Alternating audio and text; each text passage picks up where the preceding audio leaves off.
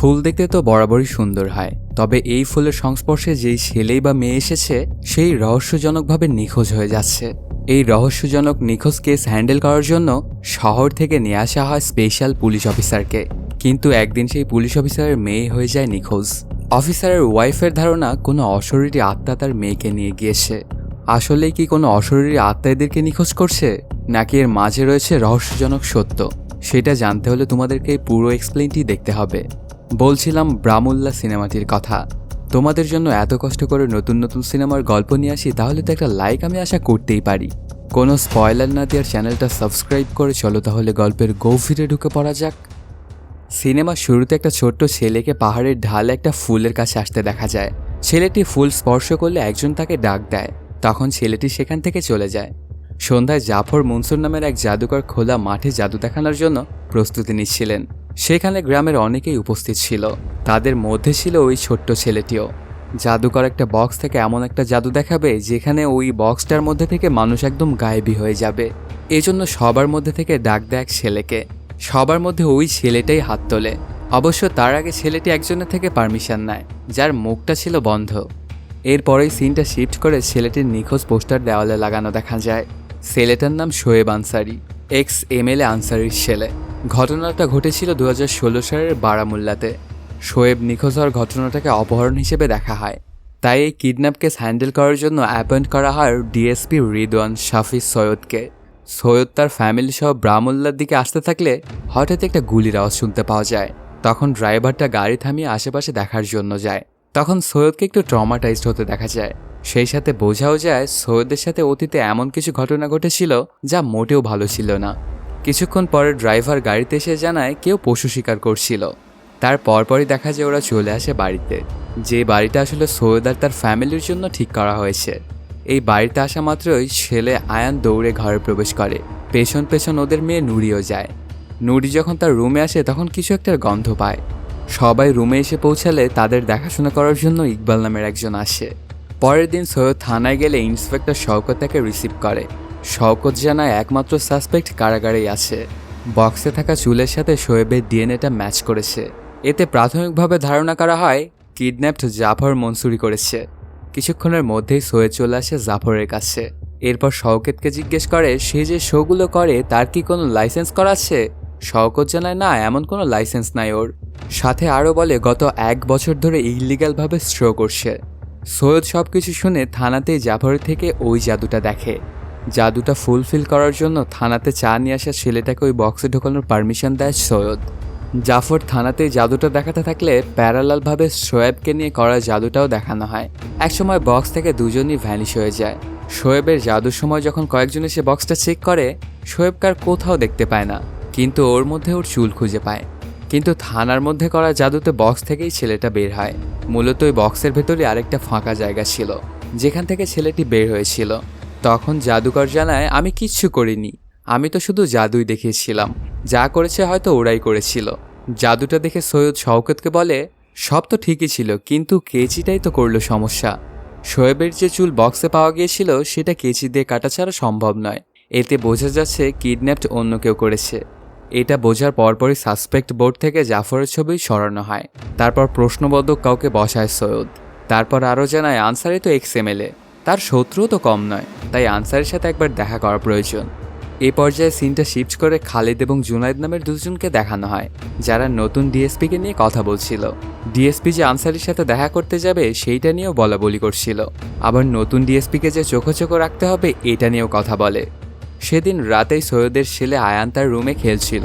ঠিক তখনই ও একটা গোপন জায়গা খুঁজে পায়। সেই জায়গাতে খোঁজাখুঁজি করার সময় সে একটা বক্স খুঁজে পায়। বক্সে ছিল কয়েকটা শামুকের কুড়ি। সেই কড়িগুলো নিয়ে আয়ান খেলতে থাকলে একটা কড়ি পড়ে যায়। তাই আয়ান ওপরের রুমের দিকে যেতে থাকলে মা খাওয়ার জন্য নিচে ডাকে। আয়ান তাই নিচে চলে আসে এবং সবার সাথে খাওয়াতে জয়েন করে। খাওয়ার টেবিলে কেন জানি নুরি মন খারাপ করেছিল। একসময় জানায় আমার রুমে কুকুরের গন্ধ, এখানে কি কুকুর আছে নাকি? বাবা বলে যে কুকুর থাকলে তো কুকুরের ডাক শুনতে পেতে।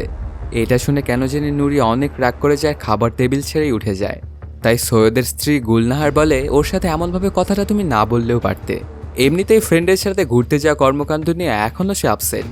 ওনার এই কথা থেকে বোঝা যায় পাস্টে নুরির সাথে তো কিছু একটা ঘটেছিল। নুরি যখন স্কুলের জন্য রেডি হচ্ছিল তখন সে ইকবাল চাচাকে কোনো একটা রুমে খাবার নিয়ে ঢুকতে দেখে। তারপর নুরি চলে আসে সেই রুমের সামনে এবং দরজাটা খোলার চেষ্টা করে, কিন্তু এই দরজাটা কিছুতেই খুলতে পারে না নুরি। তাই নিচে থাকা দরজার ফাঁক দিয়ে দেখার চেষ্টা করে যে ভেতরে কি রয়েছে। ঠিক তখনই আয়ান এসে নুরির চুলটা টেনে ধরে। তখন সে না দেখেই আয়ানের পিছে ছুটতে শুরু করে। ঠিক ওই সময় গুলনাহার তার রুমের আলমারি থেকে এক ধরনের শব্দ পায়, তাই সে আলমারিটা খুলে ফেলে। আলমারিটা খুললে দেখতে পায় সেন্টের একটা বোতল পড়ে আছে। এর মধ্যেই দুই ভাই বোনই মজা করা শেষে চলে আসে রুমের মধ্যে। নুরি নালিশ দেয় আয়ানের নামে। তখনই নিচে থাকা কয়েকজন ছেলে পেলে কিছু একটা দেখে তো ব্যঙ্গ করতে থাকে নুরিকে। নুরি তাই নিচে আসে। নিচে এসে খেয়াল করে দেখতে পায় দেওয়ালে কেউ কাফির লিখে গিয়েছে। এই লেখাটা দেখে নুরি মাকে বলে, এখানেও সেই একই কাহিনী। এতে অনেকটাই মন খারাপ করে নুরি। অন্যদিকে সৈয়দ শওকতকে নিয়ে বাসায় আসলে একজনের সাথে ধাক্কা খায়। এরপর আনসারির রুমে আসলে আনসারি বলে, আমার ছেলেকে কি আপনারা খুঁজে পেয়েছেন যে আপনারা এখানে এসেছেন? সৈয়দ তখন জানায় আপনার ছেলের খোঁজ চলছে। আনসারি তখন বলে, কিসের খোঁজ? কিডন্যাপাররা তো ধরাই পড়েছে। তার মুখ খোলেন। সৈয়দ তখন বলে, আপনার শত্রু এবং প্রতিদ্বন্দ্বীরও তো অভাব নেই, তারাও তো করতে পারে এই কাজটা। তখন আনসারি অনেক রাগান্বিত হয়ে বলে, আমার শত্রু এবং প্রতিদ্বন্দ্বী সবাই এখানে উপস্থিত, আর আপনারা কি আমাকে ইন্টারোগেশন করতে এসেছেন? শওকত জানাচ্ছে, না, ইন্টারোগেশন নয়, এটা হচ্ছে কেসের প্রসেসিং। আমরা আপনার থেকে শোয়েবের ব্যাপারে কিছু ইনফরমেশন চাই, এগুলোকে খোঁজার ব্যাপারে আমাদের হেল্প করবে। ঠিক ওই সময় সৈয়দের চোখ যে একটা ফটোতে শোয়েবের সাথে তার দুই ফ্রেন্ডকে দেখতে পায়। আনসারি জানায়, শোয়েব আমার একমাত্র ছেলে, তার না ফেরাতে আমার ওয়াইফ এখন পর্যন্ত কিছুই খায়নি, আমিও অসুস্থ হয়ে যাচ্ছি। এটাই হচ্ছে ডিটেলস। এখন শোয়েবকে খুঁজে বের করুন।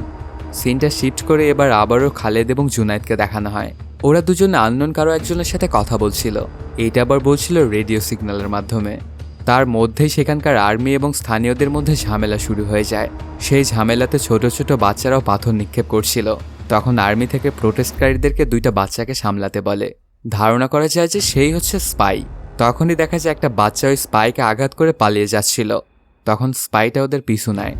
সেখান থেকে এক ছেলে দৌড়াতে দৌড়াতে অনেক দূর চলে আসে এবং ওই ফুলটা দেখতে পায়, যেটা সিনেমার প্রথমেও দেখা হয়েছিল এবং যার পরে ওই বাচ্চাটা নিখোঁজ হয়েছিল।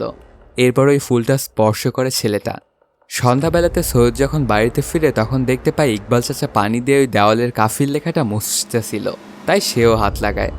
যখন সৈয়দ দেওয়ালটা পরিষ্কার করছিল তখন তার পিছনের কিছু কাহিনী মনে পড়ে। কাহিনীটা হচ্ছে সৈয়দ বন্দুক চালিয়ে কাউকে একজনকে মারছিল। পরদিন সকালবেলাতে সৈয়দ শওকতকে নিয়ে চলে আসে স্কুলে, আর শোয়েবের ওই দুই বন্ধুর সাথে কথা বলে। ওরা জানায় শোয়েব মার্সিডিজ গাড়িতে করে আসতো। ওদের সাথে সম্পর্ক মোটামুটি ভালোই ছিল, কিন্তু অন্য কারোর সাথে তার বন্ধুত্ব হলে আমাদের সাথে অন্যরকম আচরণ শুরু করত। এমনকি আমাকে তো কাফিরও ডাকতে শুরু করেছিল। বন্ধুদের থেকে এসব কিছু শোনার পরে সৈয়দ চলে যায় প্রিন্সিপালের কাছে এবং শোয়েবের সম্পর্কে জিজ্ঞাসাবাদ করতে থাকে। তখন প্রিন্সিপাল জানায় শোয়েব খুবই ভালো স্টুডেন্ট ছিল। তার বাবা ওই স্কুলের জন্য অনেক কিছু করেছে। এই স্কুলের ট্রাস্টি হচ্ছে আনসারি সাহেব। তিনি টাকা না দিলে এই স্কুলটা বন্ধই হয়ে যেত। তখন সৈয়দ শোয়েবের বন্ধুদের বলা সেই কথাটার সত্যতা জানতে চায়। কেন শোয়েব ওই বাচ্চাদেরকে কাফির ডাকতো এটা সম্পর্কে কিছু আপনি জানেন? তখন প্রিন্সিপাল বলে, ওই ছেলেটার বাবা ছিল একজন আর্মি, আর সে যুদ্ধ করতে করতে মারা গিয়েছিল। আর এই এলাকার ব্যাপার স্যাপার তো আপনি সব কিছুই জানেন। সৈয়দ প্রিন্সিপালের সাথে কথা বলার সময় নুরিকে ক্লাসরুম থেকে বের হতে দেখে আর তার সাথে কথা বলতে যায়, কিন্তু নুরি ওকে পাত্তাই দেয় না। একজন নুরিকে জিজ্ঞেস করে, এটা কি তোমার বাবা? নুরি জানায় না। এই কথাটা শুনে অনেক কষ্ট পেয়ে যায় সৈয়দ। রাত্রেবেলাতে নুরি যখন ফেসবুক চেক করছিল তখন দেখতে পায় তার সব ফ্রেন্ড রিকোয়েস্ট সবার ডিলিট করে দিয়েছে। তারপর হঠাৎই একজন আবার ওকে রিকোয়েস্ট পাঠায়। এটা আর অন্য কেউ নয়, খালিদ। নুরি খালেদের ফ্রেন্ড রিকোয়েস্টটা অ্যাকসেপ্ট করে ওর ছবিগুলো দেখতে থাকে। ঠিক তখনই তার নাকে ভেসে আসে কুকুরের গন্ধ। তারপর ওর মায়ের কাছে এসে আবারও কমপ্লেন করে যে আমি আবারও কুকুরের গন্ধ পাচ্ছি। মা জানায় এখানে কোনো কুকুর নেই। নুরি বলে, আমি ইকবাল চাচাকে একটা রুমে খাবার নিয়ে যেতে দেখেছি, সেই খাবারগুলো তাহলে কাকে খাওয়াচ্ছে তিনি? মা বলে যে এটা তো পুরনো বাড়ি, হয়তোবা কোনো একটা রিচুয়াল রয়েছে। মা তখন বলে, তোমার রুমে যেহেতু কুকুরের গন্ধ পাচ্ছ তো তুমি আয়ানের সঙ্গে থাকতে পারো। তবে আয়ান নুরিকে তার সাথে নিতে চায় না, আবার নুরিও আয়ানের সাথে থাকতে চায় না। নুরি যখন ঘুমাচ্ছিল তখন একটা শব্দে ওর ঘুমটা ভেঙে যায়। সেই সময় আয়ানকে ওই গোপন জায়গা থেকে বক্সটা বের করতে দেখা যায়, যেই বক্সে শুধুমাত্র একটা কড়ি আছে। এখন উপরের রুমে আয়ান কড়িগুলো দিয়ে খেলার শব্দ পেলে উপরে চলে আসে। তারপর দেখে ছায়াতে একটা ছেলে খেলা করছে। সেটা দেখে আয়ান তার নাম জানিয়ে জিজ্ঞেস করে, তোমার নাম কি? এইসব আমরা দুজন মিলে খেলি। এটা বলেই ওর কাছে থাকা কড়িটাও ছুঁড়ে মারে। তখন ছায়ার ছেলেটাও একটা কড়ি ছুঁড়ে মারে আয়ানের দিকে। ঠিক সেই মুহূর্তে দেখা যায় সেখানে ধোঁয়ার কুণ্ডলীর সৃষ্টি হয়। পরদিন সকালবেলা থেকেই আয়ানকে ছায়ার সাথেই খেলতে দেখা যায়। অন্যদিকে কয়েকদিন আগে পাথর নিক্ষেপ করে পালিয়ে আসা ওই ছেলেটিকে মায়ের সাথে নদীতে কাজ করতে দেখা যায়। এটাই সেই ছেলে যে ওই ফুলের সংস্পর্শে এসেছিল। ছেলেটির নাম ফয়সাল। ফয়সাল হঠাৎ করে মাঝ নদীতে কিছু একটা দেখতে পেয়ে একা একাই চলে যায় অনেক দূরে। কিছুক্ষণ পরেই দেখা যায় সেখানে শুধু ফয়সালের মাথার চুল পড়ে আছে, কিন্তু ফয়সাল আর নৌকাতে নেই, অর্থাৎ ফয়সালও নিখোঁজ হয়ে গেছে। কিছুক্ষণের মধ্যেই সেখানে ডিএসপি সৈয়দ চলে আসে ঘটনাস্থলে। তারপর স্থানীয় পুলিশের থেকে জানতে পারে ফয়সাল আর শোয়েব একই স্কুলে পড়তো। কয়েকদিন আগে ফয়সাল আর্মিদের ওপর পাথর নিক্ষেপ করেছিল। তখন সৈয়দ জিজ্ঞেস করে এই পাথরগুলোর সাপ্লাই কারা দেয়। লোকাল পুলিশ জানায় আফজাল। এর পরপরই আফজালকে দেখানো হয়। আফজাল ওর চাচার দোকানে কিছু একটা দিয়ে চলে আসে ওদের গোপন আস্তানায়, যেখানে জুনায়েদেরও দেখা পাওয়া যায়। এখানে ক্লিয়ার হওয়া যায় খালিদ, জুনায়েল, আফজাল এরা সবাই বাজে মাপের একটা গ্রুপের সাথে সংযুক্ত।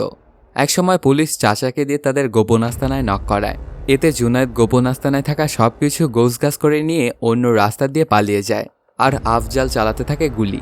পুলিশও যখন পাল্টা গুলি চালায় তখন আফজাল মারা যায়। তারপর পুলিশ চলে আসে ভেতর এবং সার্চ করতে শুরু করে। তখন সেখানে একটা পেন ড্রাইভ খুঁজে পায়।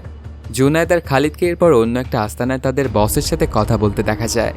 বস জানায় মিশনের আর মাত্র 7 দিন রয়েছে, আমাদের টার্গেটকে শেষ করতেই হবে, সাথে নতুন ডিএসপিকেও চোখে চোখে রাখতে হবে। ঠিক এ কারণেই খালিদ টোপ ফেলে নুরির সাথে চ্যাটিং করতে থাকে। সে নুরিকে আগামীকালকে দেখাও করতে বলে। এসব চ্যাটিং করতে করতে নুরি আবার ওই কুকুরের গন্ধ পায় এবং সাথে কিছু শব্দও শুনতে পায়। এজন্য একটা টর্চ নিয়ে সে বাইরে গিয়ে খুঁজতে শুরু করে। একসময় সে একটা লাঠি দেখতে পায়, সেখানে ওই গন্ধটাও অনুভব করে। তারপরে লাঠিটা স্পর্শ করার সাথে সাথেই প্যানিক হয়ে যায় নুরি। ঠিক ওই সময়ে গুলনাহারও ওই আলমারি থেকে শব্দটা শুনতে পায়। একসময় আলমারি থেকে ছায়ার মতো কিছু একটা তার দিকে এগিয়ে আসে। তখন অনেক ভয় পেয়ে যায় গুলনাহার এবং ঘুম থেকে জেগে ওঠে। এতক্ষণ এগুলো সব স্বপ্নে দেখছিল। জেগে ওঠার পর যখন সে তার আলমারি চেক করে তখন ওই সেন্টের বোতল আবারও পড়ে থাকতে দেখে। সেই সময় প্যানিক অবস্থাতে নুরি চলে আসে তার রুমে। গুলনাহার তাৎক্ষণিক সৈয়দকে ডেকে নুরিকে ইঞ্জেকশনের মাধ্যমে প্যানিক থেকে স্বাভাবিক করে। নুরির এরকম প্যানিক অ্যাটাক এর আগেও হয়েছে। এরপর গুলনাহার বলে নুরি কিছু একটা তো দেখেছে, তাছাড়া প্রায় সময় কুকুরের গন্ধও পায়। তাই সৈয়দ বাইরে এসে চেক করতে থাকলে ওই লাঠিটা খুঁজে পায়। তারপর বলে যে এখান থেকেই তো কুকুরের গন্ধটা আসছিল। পরদিন গোপন আস্তানা থেকে ওই পেন ড্রাইভটা চেক করে পুলিশ। সেখানে ফাইজার নামের একজনের অডিও পায়। সেই অডিও রেকর্ড সবাই শুনলে বুঝতে পারে কোড মেলানো হয়েছে। সেই কোডটা আবার ডিকোড করে সৈয়দ। ডিকোড করার পরে দেখে বারামুল্লা ব্লুমিং পিটার স্কুল। এরপরে যে কোডটা বলা হয়েছিল তার সাথে নাম, ক্লাস, এই সব কিছু হিসেব করলে শোয়েব এবং ফয়সালের নাম চলে আসে। তাই সৈয়দ মনে করে এই কিডন্যাপগুলোই ভাইজানি করেছে। সেদিন বিকেলবেলাতে নুরি স্কুল থেকে ফিরে তার ক্যামেরাটা অন করে যায়। চলে আসে ইকবাল চাচার খাবার দেওয়া সেই রুমটায়। সেখানে যখন সে ঘোরাঘুরি করছিল তখন অন্য একটা রুমে শব্দ পায়। সেই শব্দ একদম ওপরে চলে আসে নুরি, আর সেখানে ওই ফুলটা দেখতে পায় এবং নুরি ওই ফুলটাতে স্পর্শ করে। ওই ফুলটা স্পর্শ করার সাথে সাথেই নুরি শুরু করে দেয় অস্বাভাবিক আচরণ, ছুটতে থাকে বাইরে বের হওয়ার জন্য, কিন্তু শেষ দরজাটা বন্ধ পায়। তাই অনেক চিল্লাচিল্লি করে ডাকতে থাকে ওর মাকে, কিন্তু ওর মা কোনো রেসপন্স করছিল না। রেসপন্স করবেই বা কীভাবে, কারণ তার শব্দ তো বাইরে আসছিলই না। এর মধ্যেই দেখা যায় একটা ধোয়া নুরির দিকে এগিয়ে আসছিল। কিছুক্ষণের মধ্যেই দেখা যায় নুরিও ভ্যানিশ। পরবর্তীতে নুরি খুঁজতে খুঁজতে চলে আসে ওই রুমের ভেতরে। সেখানে দেখতে পায় শুধু নুরির চুল পড়ে আছে, ঠিক আগের মতোই ঘটনা। কিছুক্ষণের মধ্যেই সেখানে চলে আসে সৈয়দ এবং তার পুরো টিম নিয়ে ওই বাড়িটা সার্চ করে, কিন্তু কোথাও সে নুরিকে খুঁজে পায় না। তারপর বলে কোডের তালিকা অনুযায়ী তো নুরির নাম নেই, তাহলে নুরি কেন? আবার এটাও ভাবতে থাকে যে এটা হয়তো ভাইজানের চাল, কারণ ওর কেসটা তো আমিই দেখছি, তো আমার মেয়েকে এই জন্যই সে ধরে নিয়ে গেছে, আর আমাকে ভয় দেখানোর জন্য আমার মেয়েকে এভাবে ধরে নিয়ে গেছে। সৈয়দের পর গুলনাহারকে জানায় চিন্তা করো না, নুরিকে আমি খুঁজে বের করবই করব। কিছুক্ষণের মধ্যেই সেখানে চলে আসে ইকবাল চাচা এবং সৈয়দকে জানায় আজকে আমি নুরিকে অন্য একজনের সাথে স্কুলে ঢুকতে দেখেছিলাম। আসলে এই ছেলেটা স্কুলের কেউই ছিল না। তারপর ইকবালকে দিয়ে সৈয়দ বর্ণনা করাতে থাকে ওর দেখা সেই ছেলেটাকে, আর একজন আর্টিস্ট সেটা আর্ট করছিল। ঠিক তখনই সেখানে চলে আসে স্কুলের প্রিন্সিপাল। তিনি এসেই সৈয়দকে জিজ্ঞেস করে নুরি আজকে কেন স্কুলে আসেনি। সৈয়দ জানায় এমনিতেই, মানে ওর মেয়ের নিখোঁজ হয়ে যাওয়ার ব্যাপারটা হাইড করে রাখে। কিছুক্ষণ পরে ইকবাল চাচার বলা ওই স্কেচটা দেওয়া হয় সৈয়দকে। তারপরে এই স্কেচটা সৈয়দ প্রিন্সিপালকে দেখায়। তখন প্রিন্সিপাল এটা দেখে বলে যে একে তো আমি চিনি না। তারপর সৈয়দ খুব ভালোভাবে ছবিটা দেখতে থাকে। তখন সে চিনে ফেলে এই ছেলেটাকে। আনসারির বাড়িতে যাওয়ার সময় ওর সাথে ধাক্কা খেয়েছিল এই ছেলেটা, কিন্তু আনসারি তো ওকে কিছু বলবে না। তাই আনসারির ওয়াইফের সাথে একা দেখা করতে চলে আসে সৈয়দ। ওনাকে বলতে থাকে শোয়েব তো অবশ্যই ফিরে আসবে, কিন্তু এতদিন অনেক বাজে অবস্থা হয়ে যাবে ওর, আর সে তার মরার দিন গুনতে থাকবে। এটা শুনে শোয়েবের মা জানায় আমার ছেলে এগুলোতে যাবে না। তখন সৈয়দ ওই স্কেচটা দেখায় শোয়েবের মাকে। তখন তিনি জানায় ওর নাম খালিদ, আমার ছেলেসহ বাচ্চাদেরকে তালিম দিত। একটা ঘটনাও জানায় তার ছেলে খালিদের কাছ থেকে পাথরবাজি করতে শিখেছিল। এসব জেনে সৈয়দ জিজ্ঞেস করে এসব কি আনসারি সাহেব জানেন? মা তখন কিছু না বলেই সেখান থেকে চুপচাপ চলে যায়। সেদিনই খালিদের বাড়ি ঘেরাও করে সৈয়দ এবং তার টিম, কিন্তু খালিদকে তারা পায় না। ভেতরে ঢোকার পরে সৈয়দ একটা মোবাইল দেখতে পায়। মোবাইলে একটা ভিডিও প্লে করলে দেখতে পায় এটা তো নুরির। ভিডিওতে নুরি জানায় যে আমাদের বিরুদ্ধে যাবে সেই কাফির। ওর নিজের বাবাকে নিয়ে অনেক গালমন্দ করে। সে উল্লেখ করে উদ্দেশ্য আজাদি। অন্যদিকে দেখা যায় গুলনার শুধু বারবারই কল করছিল নুরিকে, কিন্তু কিছুতেই ফোনে পাচ্ছিল না। হঠাৎই ঘরের মধ্যে কারো একজনের আওয়াজ শুনতে পায় গুলনাহার। তারপর যখন সে ঘরের মধ্যে ঢুকে তখন একজনের ছায়া সে স্পষ্ট দেখতে পায়। ওই ছায়াটার পিছু করতে থাকলে গুলনাহারের অজান্তেই নুরির কাছে কল চলে যায়। নুরির ফোনের শব্দটা আবার এই ঘরের মধ্যে থেকেই আসতেছিল, যেটা আবার ছিল আলমারির পেছনে। গুলনাহার তখন তাই আলমারিটা সরালে পেছনে একটা দরজার মতো দেখতে পায়। সেটা ভেঙে ভেতরে প্রবেশ করে গুলনাহার। সেখানে গিয়ে শিবমূর্তি সহ হিন্দুদের দেবতার ছবি দেখতে পায়। একটু পরেই বাড়িতে চলে আসে সৈয়দ। সৈয়দ নুরিকে নিয়ে বলার আগেই গুলনাহার জানায় আজকে আমি এই বাড়িতে একটা ছায়া দেখেছি। আলমারির পেছনে একটা মন্দিরও রয়েছে। আমার যতদূর মনে হচ্ছে এই বাড়িতে আগে কাশ্মীরি পণ্ডিতরা থাকতো, আর নুরির ফোনটাও সেই মন্দিরেই পাওয়া গেছে। নুরির নিখোঁজ হওয়ার পেছনে এইসবের তো হাত রয়েছে। এগুলো শুনে সৈয়দ বলে কি যাতা বলছো তুমি? আমি আছি মেয়েকে খুঁজে বের করার পেছনে, আর তুমি ভূত প্রেত নিয়ে আছো। গুলনার তখন বলে এই যে তুমি নিজের মেয়ে বলছো, নিজের মেয়ের কেয়ার কি তুমি ঠিকভাবে করতে পেরেছো? সৈয়দ এবার জানায় নুরি খারাপ মানুষদের সাথে জড়িয়ে পড়েছে। এটা শুনেই অনেক রাগান্বিত হয়ে যায় গুলনাহার এবং চর মেরে বসে সৈয়দকে। তারপর জানায় মেয়ের সামনে ওই খারাপ লোকদেরকে মারতে গিয়ে তারই 2 বন্ধুকে মেরে ফেলেছিলে তুমি, যেটা থেকে নুরি বের হতে পারেনি এখনো। আবার তুমি মেয়েকেই এখন খারাপ বানিয়ে ফেলছো। কাহিনীটা ফ্ল্যাশব্যাকে চলে যায়। নুরিদের স্কুলে নুরি সহ অনেক বাচ্চা কাচ্চাদেরকে আটক করে ফেলে ওই খারাপ মানুষগুলো। ওদের হাত থেকে স্টুডেন্টদেরকে বাঁচানোর মিশনের নামে সৈয়দ। ওদেরকে মারতে গিয়ে সৈয়দ ভুলক্রমে মেরে ফেলে নুরির 2 বন্ধুকে। এতে করে নুরি ট্রমাটাইজড হয়ে যায়, যেটার ইফেক্ট পড়ে সৈয়দের উপরেও। এই ফ্ল্যাশব্যাক সিনটা শেষ হলে দেখা যায় জোনায়েদকে। সে কথা বলছিল ভাইজানের সাথে। ভাইজানকে বলে মিশল কি বন্ধ করা যায় না? খালিদের পিছনে পুলিশ লেগেছে। ভাইজান জানায় না, বন্ধ করা যাবে না। এরপরেই তিনি দেখিয়ে দেয় নেক্সট ছেলেকে। সেটা আবার জুনায়েদেরই ভাগ্নে। সেদিন দুপুরবেলাতে জুনায়েদ স্কুল থেকে ওর ভাগ্নেকে নিয়ে যায়। এই ব্যাপারটা আবার স্কুলের প্রিন্সিপালও লক্ষ্য করে। সেদিন রাত্রেবেলাতেই দেখা যায় আয়ানকে নিয়ে ঘুমাচ্ছিল গুলনাহার। হঠাৎ করেই সে আয়ানের থেকে অন্য একটা গান শুনেই চমকে ওঠে। তারপর আয়ানের হাতে থাকা ড্রয়িংটা চেক করলে দেখতে পায় আয়ান অনেকগুলো স্কেচ বানিয়েছে, যেখানে রয়েছে কুকুরের ছবিও। তারপর গুলনাহারের মনে পড়ে যায় নুরির কথা। নুরি সবসময় কুকুরের গন্ধ পাচ্ছিল। আবার সে বলেছিল ইকবাল চাচা একটা ঘরে খাবার নিয়ে যায়। এটা মনে পড়ার পরপরই গুলনাহার এবার ইকবাল চাচাকে ফলো করে। ইকবাল চাচা খাবারটা নিয়ে রুমে ঢুকলে গুলনাহারও সেই রুমেটাই ঢুকে যায়। এই ব্যাপারটাতে অবাক হয়ে যায় ইকবাল চাচা। তারপর গুলনাহার জিজ্ঞেস করে এখানে আপনি কি করছিলেন? চাচা কিছুই বলতে পারে না। তাই হাতের ইশারা জানায় আমি খাবার না দিলে একদমই ঘুমাতে পারি না, কানের কাছে শুধু সবসময় শব্দ হয়। সে যখন এগুলো বলছিল ঠিক তখনই ঘরের লাইটটা অফ হয়ে যায়। তার পরপরই দেখা যায় প্লেটে রাখা ওই খাবারগুলো উধাও। আর ইকবাল চাচাও অনেক আজব আচরণ করতে শুরু করে।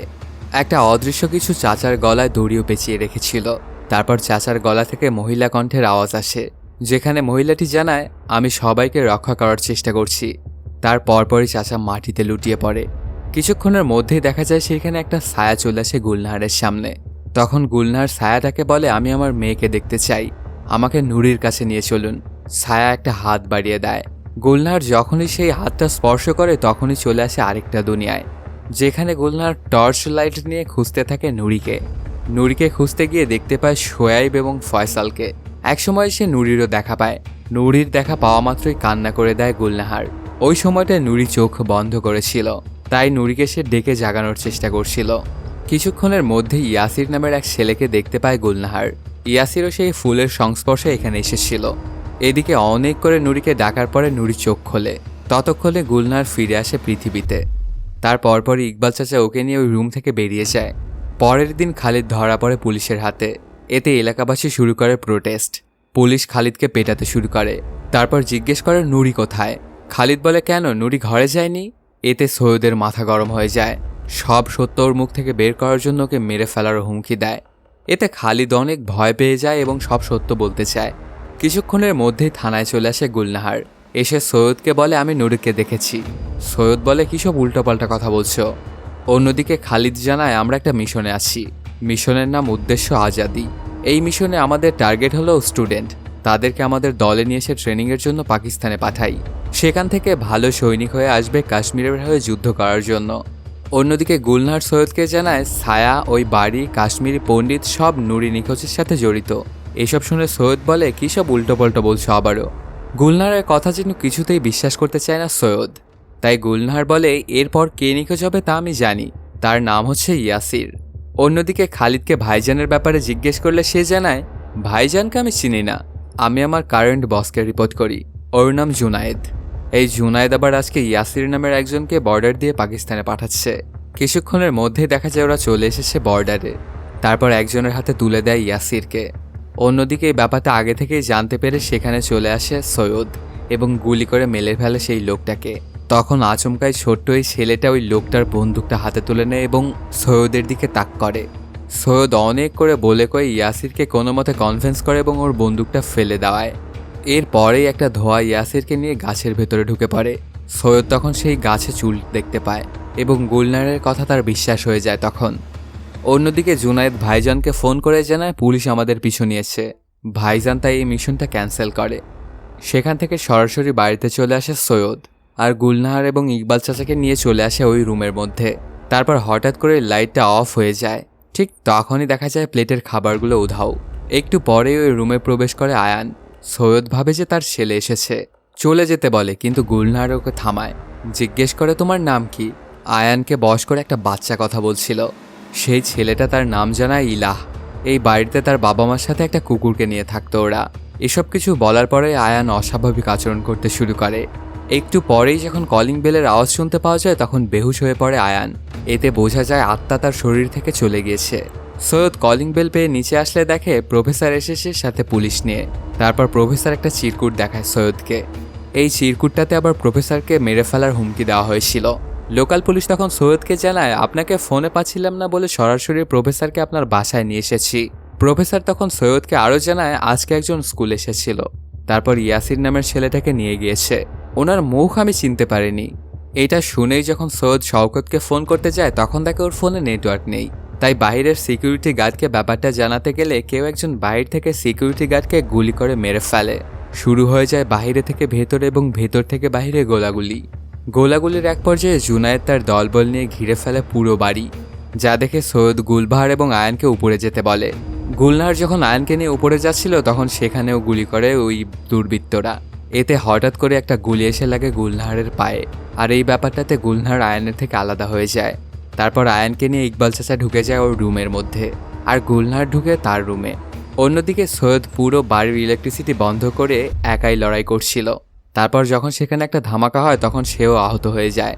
এদিকে বাড়িতে থাকা ওই টিউলিপ ফুলটাকে দেখানো হয়। ওই ফুলটা দেখানোর সাথে সাথেই অটোমেটিকলি লাইট জ্বলে ওঠে। সৈয়দ তখন টেলিফোন বাজার শব্দ পায়। সেই টেলিফোনটা আবার ধরে মানসি সাপরু নামের একজন। তারপর শুরু হয় পণ্ডিত ফ্যামিলির গল্প, যা দেখতে পায় সৈয়দের পুরো পরিবার। মানসি একজন MBBS ডক্টর ছিল। তার ফ্যামিলি নিয়ে এই বাড়িতেই থাকতো। মানসির পরিবারকে মারার জন্য এই বাড়িটা সবাই ঘিরে ফেলেছিল। সে সময় মানসির মেয়ে ইলা একজনের সাথে খেলা করছিল। এরকম বাহিরে হট্টগোল শুরু হলে মানসির ওয়াইফ টেনশনে পড়ে যায়। ইলার কাছে আসে আর ওই খেলার সাথীটাকে চলে যেতে বলে। ইলার বড় ভাই শরৎ তখন ছিল অন্য একটা শহরে। মা ইলাকে জানায় আমরা শহরে তোমার ভাইয়ের কাছেই যাব। ইলা তখন ওই রুমে এসে ওই বক্সটা বের করে। তারপর সেই কড়িগুলো নেয়। এই ব্যাপারটা আয়ানও দেখতে পায়। এরপর ইলার চুল কেটে যেই না ছেলে বানিয়ে বাইরে যাবে তখনই বাইরে থেকে লোকজন এসে মানসিকে মেরে ফেলে। মানসির কেয়ারটেকারটা যখন বাধা দেয় তখন ওকেও গুলি করে মারে। ওদেরকে মারার পরে মানসির স্ত্রী এবং বাচ্চাকে মারার জন্য যায়। তারপর যখন ওদের পোষা কুকুরটা বাধা দেয় তখন তাকেও মেরে ফেলে ওরা। মা তাই এলাকে নিয়ে একটা ঘরে আশ্রয় নেয়। যেখানে একটু পরেই নক করে এলার খেলার সঙ্গীটা। সে আসলে বাড়ি থেকে চলে যায়নি, উল্টো সবাইকে বলে দেয় যে এই ঘরেই স্ত্রী আর বাচ্চাটা রয়েছে, অর্থাৎ সে বিশ্বাসঘাতকতা করল। মা এবার আলমারির পেছনে এলাকে ওই রুমটাতে লুকিয়ে রাখে, সাথে জানায় যত কিছুই হয়ে যাক না কেন তুমি এখান থেকে বেরোবে না, সাথে একটা গানও শোনায়। এটা আবার দেখতে পায় গুলনাহারও। কিছুক্ষণের মধ্যেই সেখানে চলে আসে ওই সন্ত্রাসী এবং এলার মাকেও মেরে ফেলে। এলা অনেকক্ষণ ধরে নিজের মুখটা চেপে ধরে রাখে, কিন্তু শেষ পর্যন্ত আর নিজেকে কন্ট্রোল করতেই পারে না। এরপর সেই ছোট্ট এলাকেও মেরে ফেলে ওরা। এই ব্যাপারগুলো দেখে খুব কষ্ট পেয়ে যায় গুলনাহার। এর মধ্যে দেখা যায় গুলনাহার ধরে ফেলে সৈয়দকে। সৈয়দ তাও লড়াই শুরু করে, আত্মাটা প্রবেশ করে গুলনাহারের মাঝে। গুলনাহারও তাই তখন সবাইকে মারতে শুরু করে। কুকুরের আত্মাটাও ঝাঁপিয়ে পড়ে সবার উপর। এরকম মারামারি চলতে থাকলে শওকত ফোর্স নিয়ে ঘেরাও করে। তখন জুনায়েদ প্রিন্সিপালকে হোস্টেস বানিয়ে পালিয়ে যেতে চাইলে দূর থেকে গুলনাহার গুলি করে প্রিন্সিপালকে মেরে ফেলে। অন্যদিকে জুনায়েদকে গুলি করে মারে সৈয়দ। প্রিন্সিপালকে মারার সাথে সাথেই গুলনাহারের শরীর থেকে আত্মাটা বেরিয়ে যায়। প্রিন্সিপালকে মারা দেখে গুলনাহার নিজেই অবাক হয়। তখন সৈয়দ জুনায়েদের ফোন থেকে ভাইজানকে ফোন দিলে প্রিন্সিপালের ফোনটাই বেজে ওঠে। এতে সবাই বুঝতে পারে এই প্রিন্সিপালই হচ্ছে মূল কালপ্রিট।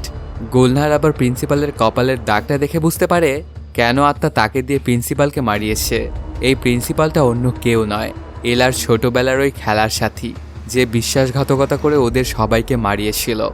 প্রিন্সিপাল আর জুনায়েদ মারা গেলে সেই টিউলিপ ফুলটা একা একাই ভ্যানিশ হয়ে যায়। এতে নুরি যে জায়গা থেকে ভ্যানিশ হয়েছিল সেই জায়গাতেই আবার ফিরে আসে। তারপরে নুরি চলে আসে ওর বাবা মার কাছে। ওকে দেখে তো সবাই খুশি, স্পেশালি ওকে দেখে অনেক খুশি হয় সৈয়দ। নুরি তখন তার বাবাকে জড়িয়েও ধরে। এরপর সৈয়দ ফ্যামিলি এবং মৃত পণ্ডিত ফ্যামিলিকে একসঙ্গে দেখানো হয়। পরের দিন দেখা যায় ফয়সাল নৌকার ভেতরে ফিরে আসে। শোয়েব আবার ফিরে আসে সেই জাদুর বক্সের মধ্যে থেকে, আর ইয়াসির চলে আসে সেই গাছের মধ্যে থেকে। অন্যদিকে গুলনাহার বাড়িতে থাকা ওই রুমটার মধ্যে খাবার নিয়ে যেয়ে রেখে আসে। যেহেতু কেসটা সলভড তাই তারা বাড়ি থেকে চলে যায়। এরপর কাহিনীটা শিফট করে নিয়ে আসা হয় 6 মাস পরের মুম্বাইয়ে। সৈয়দ তার পুরো ফ্যামিলি নিয়ে আসে ডাক্তার শরৎ সাপরুর বাড়ি। এই শরৎই একমাত্র বেঁচে ছিল। সৈয়দ শরৎকে এলার ওই বক্সটা দিলে সেটা দেখে ইমোশনাল হয়ে যায়। তারপর বক্স খুলে কড়িগুলো হাতে নিলে পুরো কান্নায় ভেঙে পড়ে।